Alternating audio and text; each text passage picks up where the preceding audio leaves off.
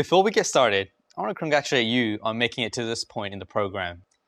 Let's take a moment to think about all the skills you've learned in your journey so far. You've learned the fundamentals of information technology, from how binary works, to the importance of user support in IT, to even building your own computer. You learned the fundamentals of computer networking and how the internet really works. And finally, you learned how to navigate the Windows and Linux operating systems, managing processes and software in the command line like a true power user. Great work so far. Before we dive deep into systems administrations and infrastructure, I'd like to take this opportunity to introduce myself, or reintroduce myself, for those who might remember me from way back in Course 1. My name is Devin Sridharan. I've been working in IT for 10 years. I'm a corporate operations engineer at Google, where I get to tackle challenging and complex IT issues. Thinking back, my first experience with tech began when I was about 9 years old, when my dad brought home the family's first computer. I remember my dad holding a floppy disk and telling me that there was a game on it. To my dad's amazement, I somehow managed to copy the game from the disk onto the computer's hard drive. While it may seem like a trivial task now, this device was just so new to us back then. Sure, I loved the different games I could play, but what I really loved was tinkering with the machine, trying to get it to do what I want it to do. While that floppy disk and computer might have ignited my passion for technology, it was actually my first few job experiences that really started to shape my IT career. One job was in retail selling baby furniture, and the other was at a postal store where I helped customers ship their package and became the one-person IT crew. It might sound odd that working in retail inspired my career, but I realized that I really enjoyed communicating with customers, trying to understand their needs and offering a solution. My first experience working directly in IT was in college as an IT support specialist intern. From there, I worked as an IT consultant to decommission an entire IT environment. This was my first experience working directly with a large IT infrastructure and pushing myself outside my comfort level as a college student. I bring these first few jobs for a reason. These experiences helped shape my career in IT. I knew at that time that I wanted to go into tech, but I struggled with where I wanted to focus my career. Starting at Google as an IT generalist allowed me to experience many different areas of technology. It allowed me to figure out the jobs I didn't want to do, and before I was able to identify exactly what I did want to do. I'm really passionate about IT infrastructure. This program is designed to help prepare you for roles in tech support, desktop support, or at a help desk, but it doesn't stop there. In this course, we're going to open up an even wider net of possibilities in IT by teaching you the skills you need to manage computers for a whole organization. If you're working in a small organization, you might need to do this from day one. If not, stretching your skill set will make you stand out in the field and prepare you for potentially taking on this work further on in your career. In this course, we're going to build upon what you learn in the operating systems course by teaching you system administration skills. At a high level, system administration is the field in IT that's responsible for maintaining reliable computer systems in a multi-user environment. While systems administration responsibilities can overlap with other roles in IT, a person who works only in system administration is called a systems administrator. Systems administrators have a diverse set of roles and responsibilities. They can range from configuring servers, monitoring the network, provisioning or setting up new users and computers, and more. Think of system administrator as a tech generalist. They handle many different things to keep an organization up and running.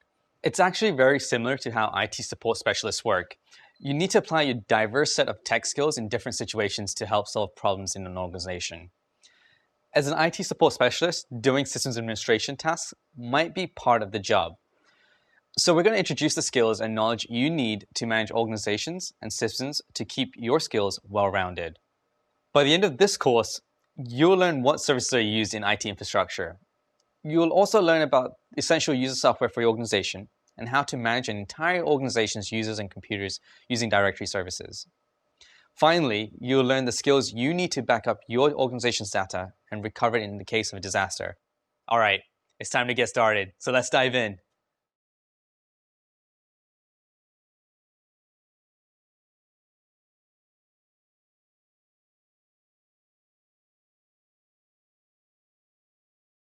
Before we can get into the nitty-gritty of what systems administration is, we need to talk about what these systems are. Organizations don't just run on their own. Employees need computers along with access to the internet to reach out to clients. The organization website needs to be up and running. Files have to be shared back and forth, and so much more. All of these requirements make up the IT infrastructure of an organization. IT infrastructure encompasses the software, the hardware, network, and services required for an organization to operate in an enterprise IT environment. Without IT infrastructure, employees wouldn't be able to do their jobs, and the whole company will crumble before it even gets started. So organizations employ the help of someone like a systems administrator to manage the company's IT infrastructure. System administrators, or as we like to call them, sysadmins, are the unsung heroes of an organization.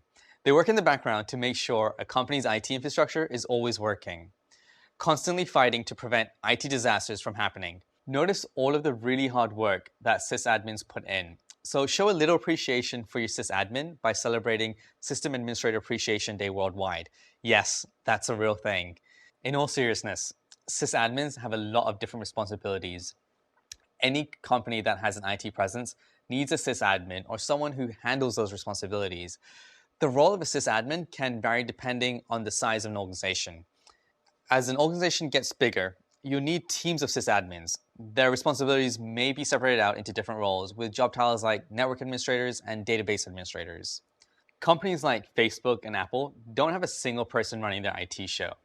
But in smaller companies, it's usually a single person who manages an entire company's IT infrastructure. In this course, we'll focus on how just one person, you, can single-handedly manage an IT infrastructure.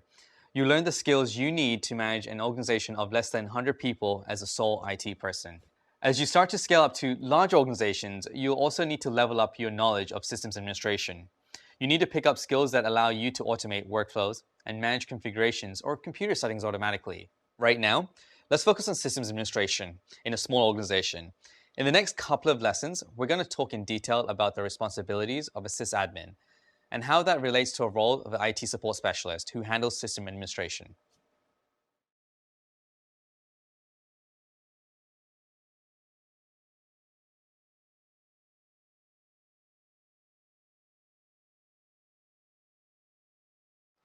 Basically, a sysadmin is responsible for their company's IT services.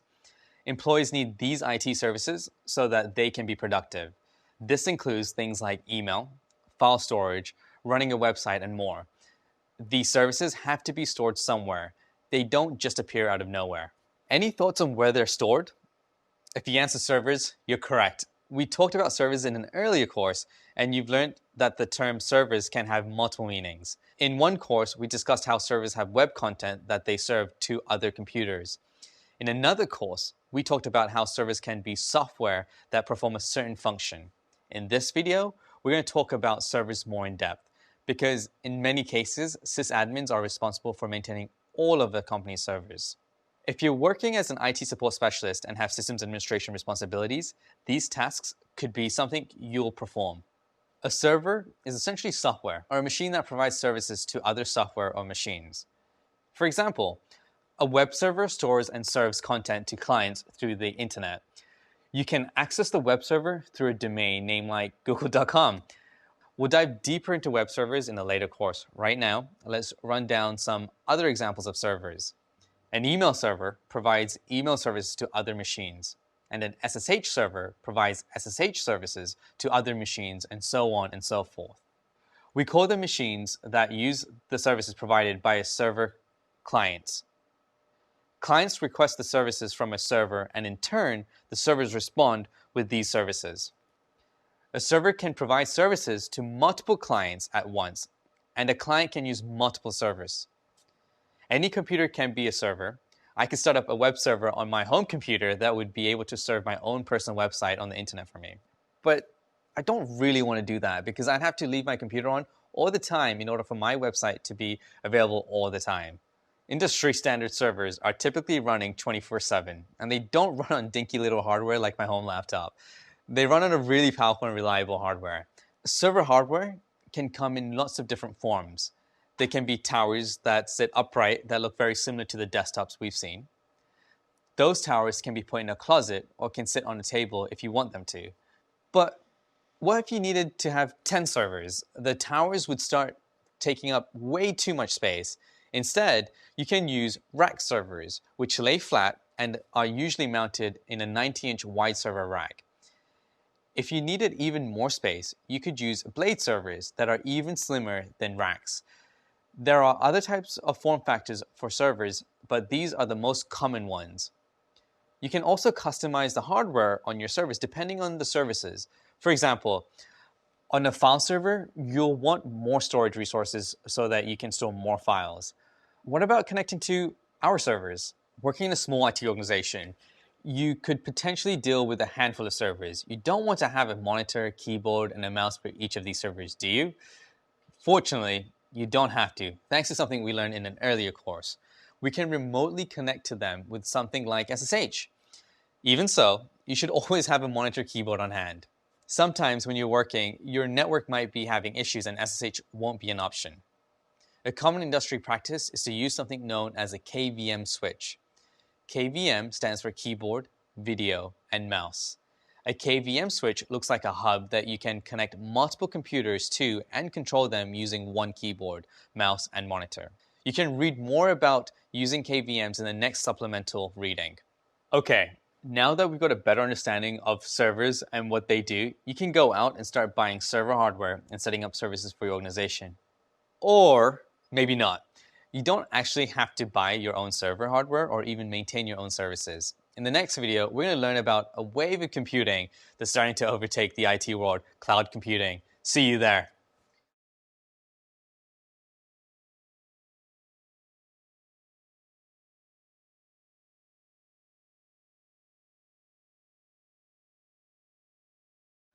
Oh, the cloud. The magical, wonderful cloud that you hear about in the news that moves data across the white, fluffy wonders in the sky.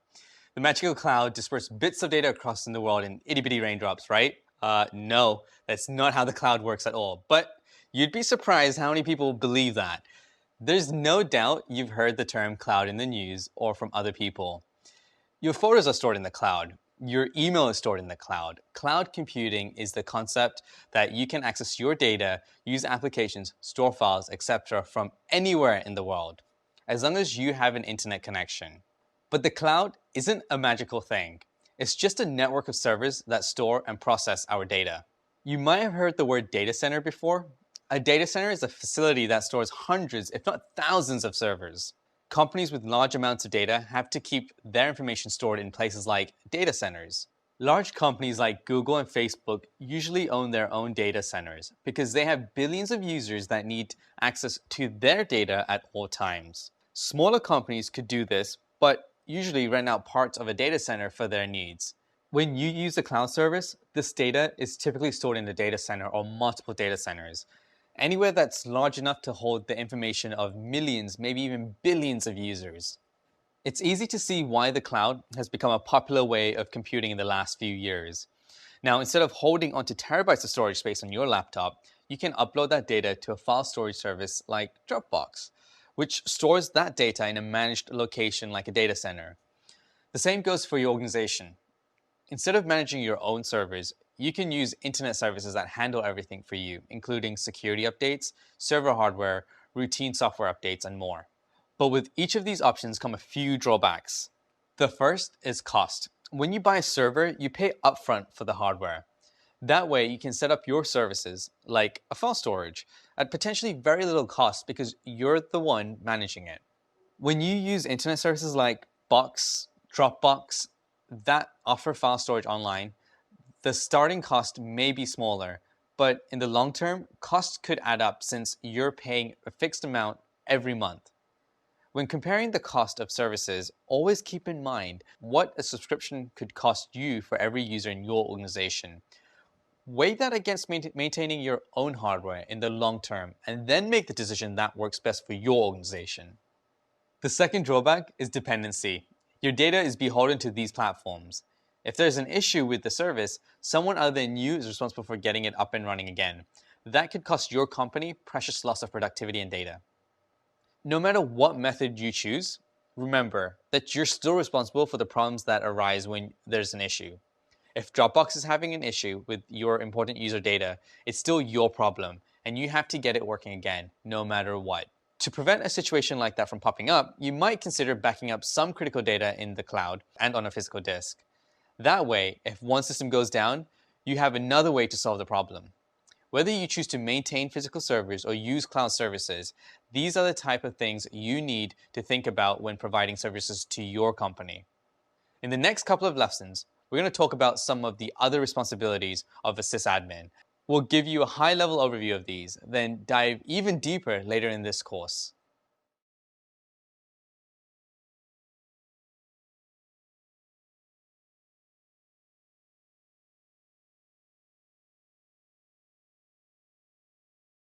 In a small company, it's usually a sysadmin's responsibility to decide what computer policies to use. In larger companies with hundreds of employees or more, this responsibility usually falls under the chief security officer.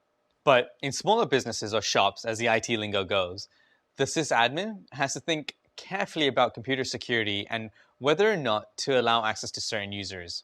There are a few common policy questions that come up in most IT settings that you should know. Should users be allowed to install software? Probably not. You could run the risk of having a user accidentally install malicious software, which we'll learn about in the upcoming course in security.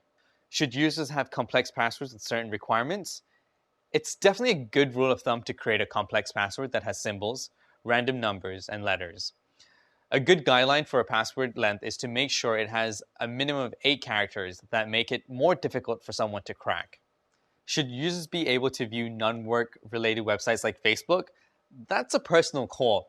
Some organizations prefer that their employees only use their work computer and network strictly for business.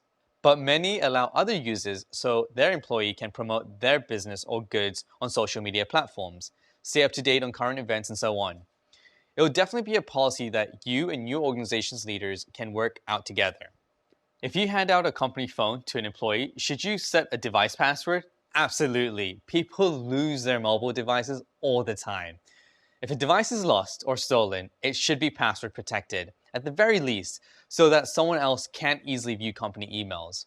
We'll dive way deeper into the broader impact and implications of security and organizational policies in the security course that's last up in this program. These are just a few of the policy questions that can come up. Whatever policies are decided upon have to be documented somewhere. As you know from our lesson on documentation in the first course, it's super critical to maintain good documentation. If you're managing systems, you'll be responsible for documenting your company's policies, routine procedures, and more. You can store this documentation on an internal wiki site, file server, software, wherever. The takeaway here is that having documentation of policies readily available to your employees will help them learn and maintain those policies.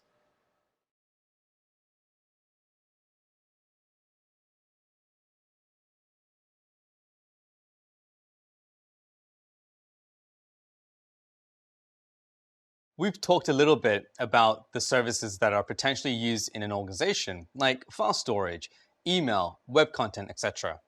But there are many other infrastructure services that you need to be aware of.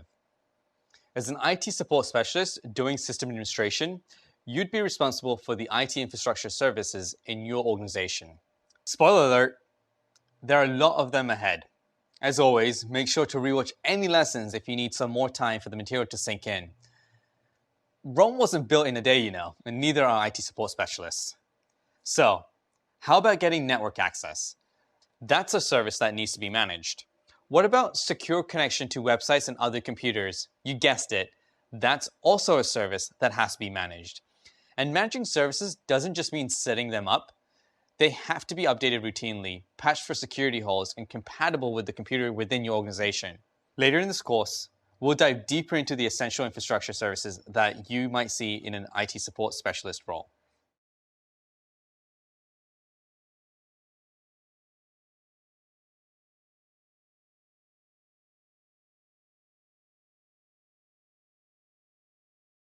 Another responsibility sysadmins have is managing users and hardware.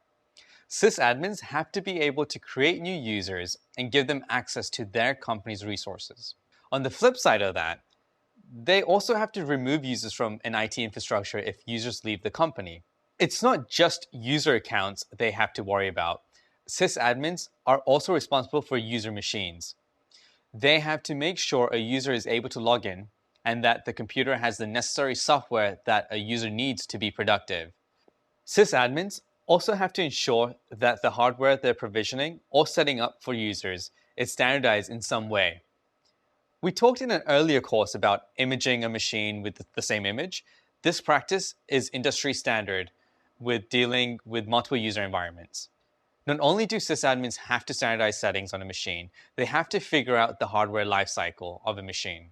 They often think of the hardware lifecycle of a machine in a literal way. When was it built?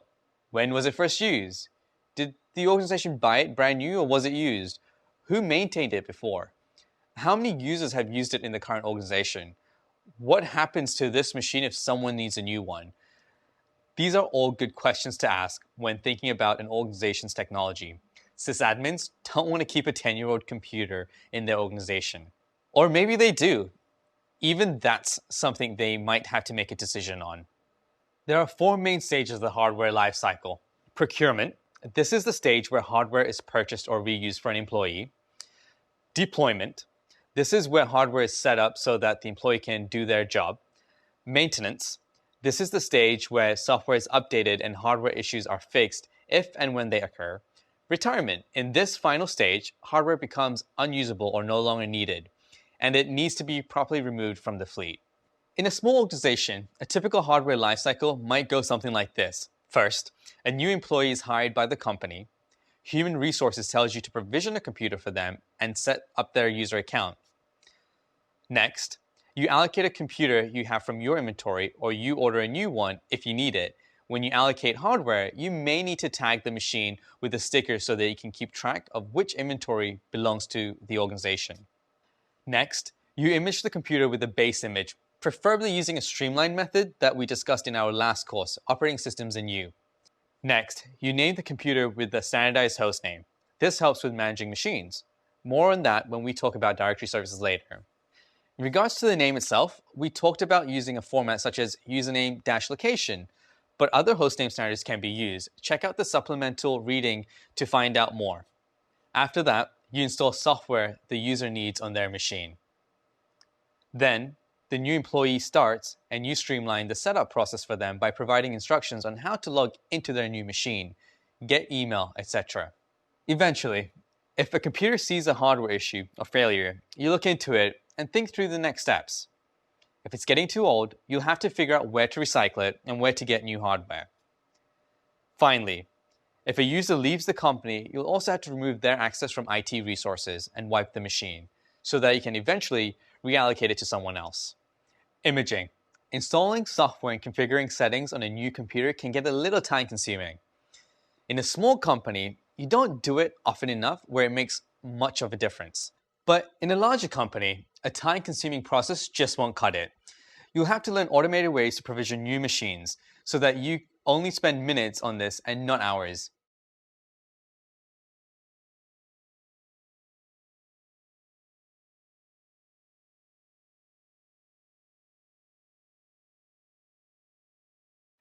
When you manage machines for a company, you don't just set it and forget it. You have to constantly provide updates and maintenance so that they run the latest secure software. When you have to do this for a fleet of machines, you don't want to immediately install updates as they come in. That would be way too time consuming. Instead, to effectively update and manage hardware, you do something called batch update. This means that once every month or so, you update all your servers with the latest security patches.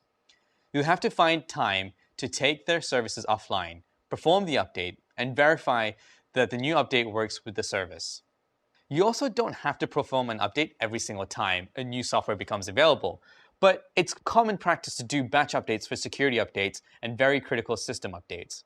In the security course, we dive deeper into security practices, but a good guideline is to keep your system secure by installing the latest security patches routinely. Staying on top of your security is always a good idea.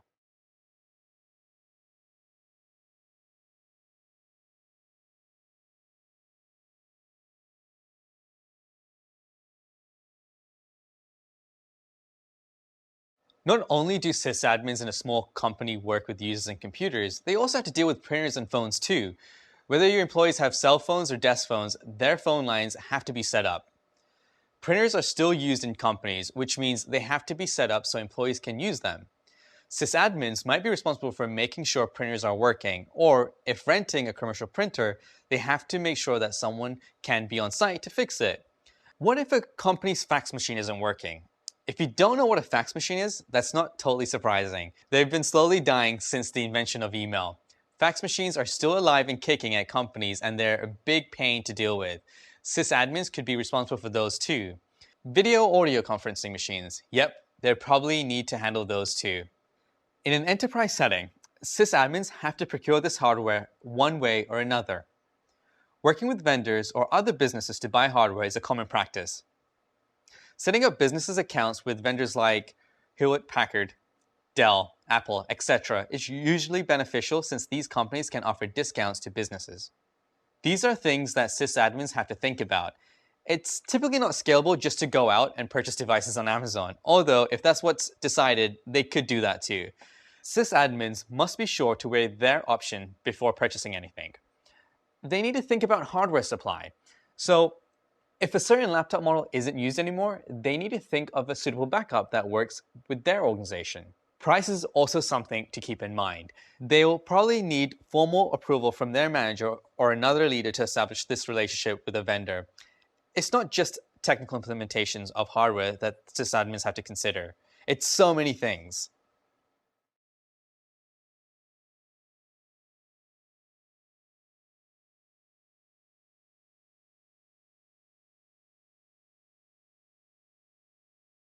We talked about troubleshooting a lot in an earlier course, but it's worth mentioning again. When you're managing an entire IT infrastructure, you'll constantly have to troubleshoot problems and find solutions for your IT needs. This will probably take up most of your time as an IT support specialist. This could involve a single client machine from an employee or a server or service that isn't behaving normally. Some folks who start their careers in IT support deepen their knowledge to become system administrators. They go from working on one machine to multiple machines. For me, I made the leap during my internship as an IT support specialist in college at a semiconductor lab. The lab ended up closing and they needed help deprecating the environment. So what started as an IT help desk support quickly transitioned to a sysadmin role. That opportunity was my golden ticket to dabble into Active Directory, subnetting, and decision making, which is a core part of this job. Sysadmins also have to troubleshoot and prioritize issues at a larger scale. If a server that sysadmin managed stopped providing services to 1,000 users and one person had an issue about the printer, which do you think would have to be worked on first? Whatever the scenario, there are two skills that are critical to arriving at a good solution for your users. And we already covered them in an earlier course. Do you know what they are? The first is troubleshooting, asking questions, isolating the problem, following the cookie crumbs, and reading logs are the best ways to figure out the issue. You might have to read logs from multiple machines or even for your entire network. We talked about centralized logging a little bit in the last course on operating systems and you. Becoming a power user. If you need a refresher to how centralized logging works, check out the supplemental reading. Anyway, the second super important skill that we covered is customer service. Showing empathy, using the right tone of voice, and dealing well with difficult situations. These skills are essential to all IT roles. In some companies, sysadmins have to be available around the clock. If a server or network goes down in the middle of the night, someone has to be available to get it working again. Don't worry, a sysadmin doesn't have to be awake and available 24/7. They can monitor their service and have it alert them in case of a problem. So how do you keep track of your troubleshooting? A common industry standard is to use some sort of ticketing or bug system. This is where users can request help on an issue and then you can track your troubleshooting work through the ticketing system. This helps you organize and prioritize issues and document troubleshooting steps. Throughout this course, we'll introduce types of services that a sysadmin needs to maintain and what responsibilities they have in an organization. We'll also share some best practices for troubleshooting when it comes to systems administration. When you work as an IT support specialist, systems administration can become part of your job, so it helps to think about all aspects of managing an IT infrastructure in an organization. The more prepared you are, the better.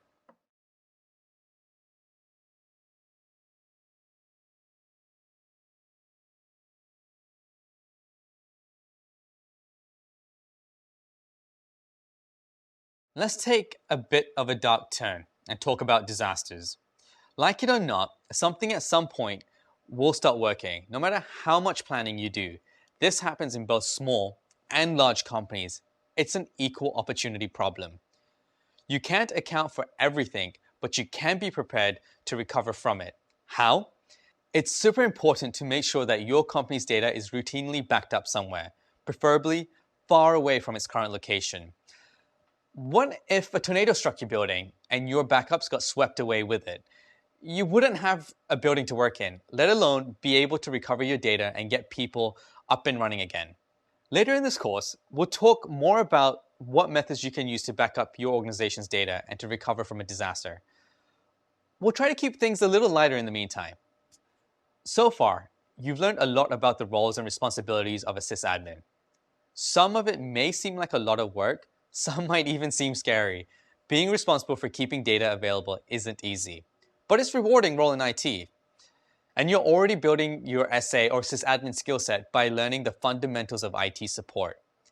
Next up, we got a quiz for you.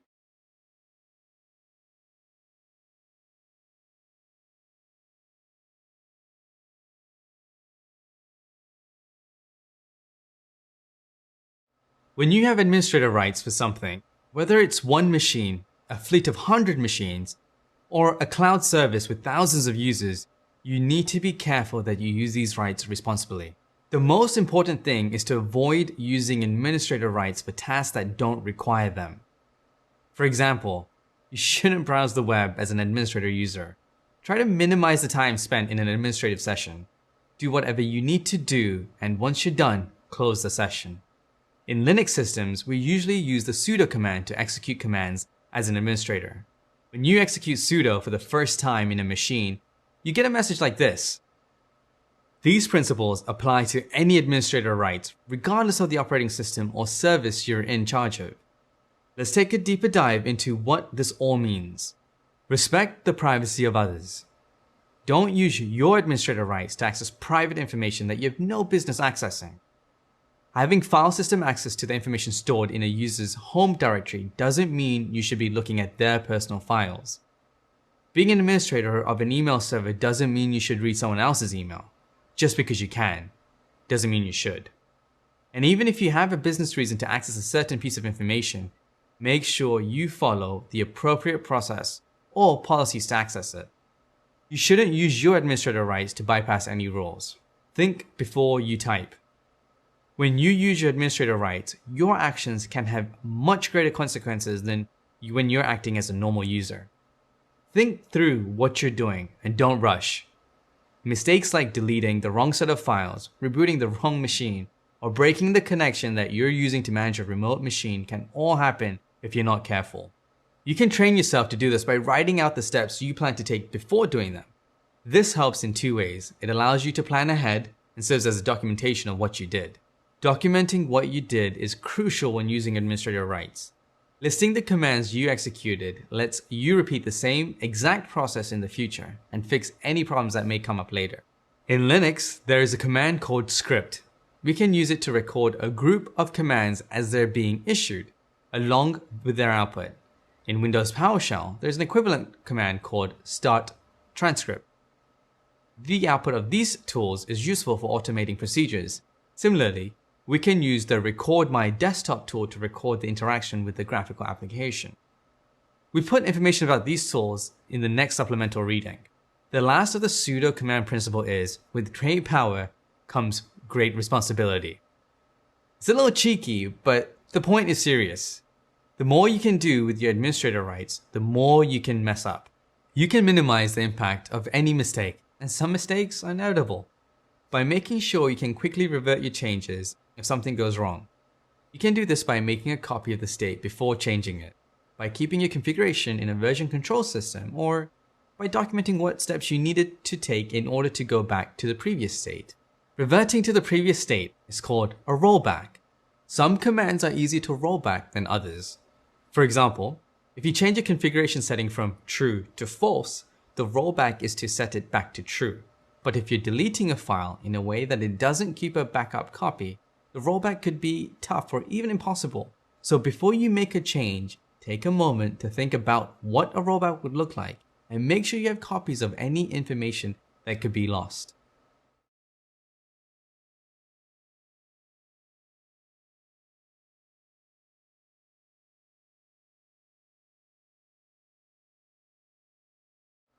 Let's start by defining what we mean by production. In an infrastructure context, we call the parts of the infrastructure where a certain service is executed and served to its users production. If you host a website, the servers that deliver the website content to the users are the production servers. Inside your company, the servers that validate users' passwords are the production authentication servers. You get the idea. So let's say you need to make an important change in your production infrastructure. It could be adding a new service, changing the configuration of an existing service, updating the operating system, or maybe shutting down the service that's currently running. How do you go about doing that? The key to safely making these changes is to always run them through a test environment first. The test environment is usually a virtual machine running the same configuration as a production environment, but it isn't actually serving any users of the service. This way, if there's a problem when deploying the change, you'll be able to fix it without the user seeing it. If you're in charge of an important service that you need to keep running during a configuration change, we recommend that you have a secondary or a standby machine. This machine will be exactly the same as a production machine, but won't receive any traffic from actual users until you enable it to do so.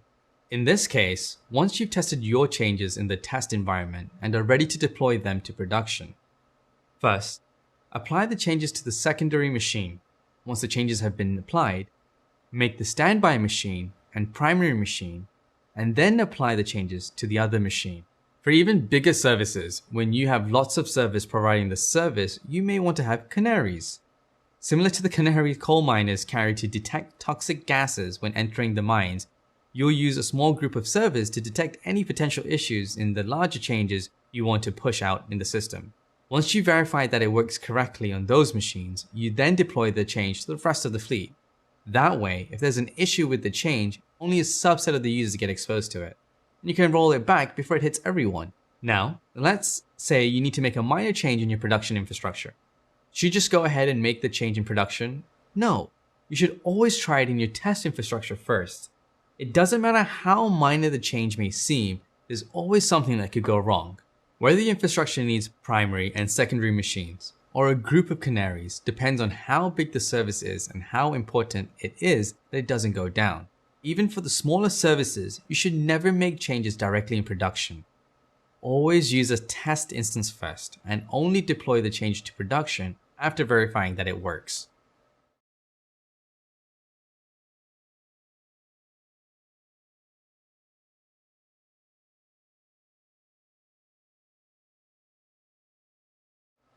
We've mentioned before that you should always test your changes before deploying.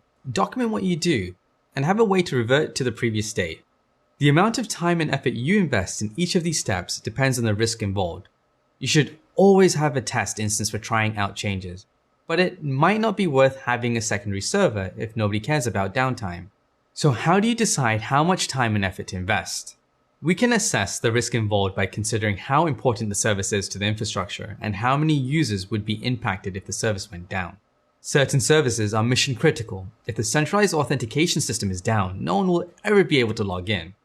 If the billing system is unreachable, the company won't be able to receive payments. If your backups are lost, you'll have no safeguards in the event of a disaster. But not all services are mission critical. An informational website isn't as critical as an e-commerce site. An internal ticket system isn't as critical as an external customer support application. The infrastructure needed for new installation isn't as critical as the one used for logging into existing machines. In general, the more users your service reaches, the more you'll want to ensure that changes aren't disruptive. The more important your service is to your company's operations, the more you'll work to keep the service up. You may have a user agreement about the expectation of a service availability. For example, in lots of companies, disruptive maintenance is performed on the weekend. In these cases, it's agreed that it's fine if the main file server is down on Saturday while you make any changes. You can also use these criteria to establish priorities for fixing a problem. If the problem is preventing people from doing their work, finding a solution to it should have a higher priority than solving a minor annoyance that can be worked around.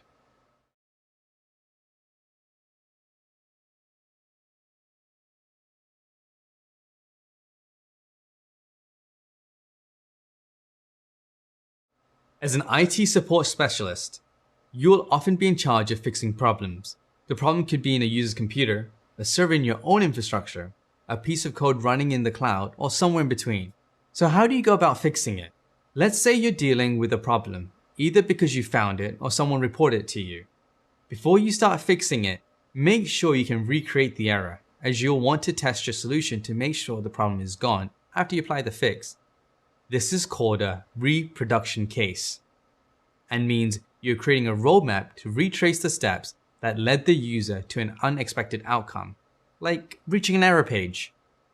When looking for a reproduction case, there are 3 questions you'll need to answer. What steps did you take to get to this point? What's the unexpected or bad result? And what's the expected result?